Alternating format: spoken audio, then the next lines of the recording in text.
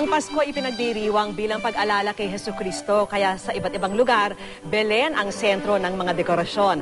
Tulad ng mga Belen sa mga Christmas Village sa Taguig at sa Lucena, Quezon. Nakatutok si Dano Tingkungko. Tila ba namasyal ka na rin sa theme park o sa ibang bansa kapag pumunta sa Living Christmas Village sa Taguig City?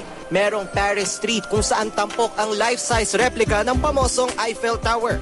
Ang malagubat na diorama na puno ng iba't ibang makukulay na hayop, hango naman sa pelikulang The Lion King.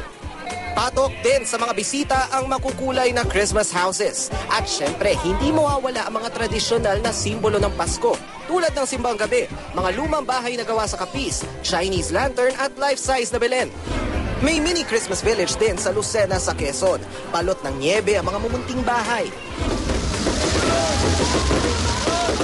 Nagpasabog din ng magarbong fireworks display sa Kapitolyo matapos pailawan ang 50 talampakang Christmas tree. Sa iba pang probinsya, Belen pa rin ang sentro ng mga dekorasyon bilang pag-alala kay Jesucristo. Mga mini Belen ang pinailawan sa Solsona, Ilocos Norte. Sa bayan naman ng Sarat, bida ang Belen na gawa sa bamboo at maskara. Hindi rin pahuhuli ang Belen sa Samal, Bataan. Nagniningning ang frame nitong puno ng ilaw. Ang mga puno sa paligid, animoy naligo rin sa ilaw. At dahil panahon ng pagbibigayan, minarapat ng lokal na pamahalaan ng Bulacan na gawing simple ang pagpapailaw ng kanilang higanteng Christmas tree.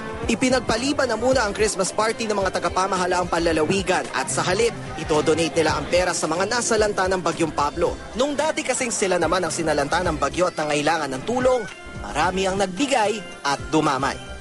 Dano Tingkong, Nakatutok, 24 Oras.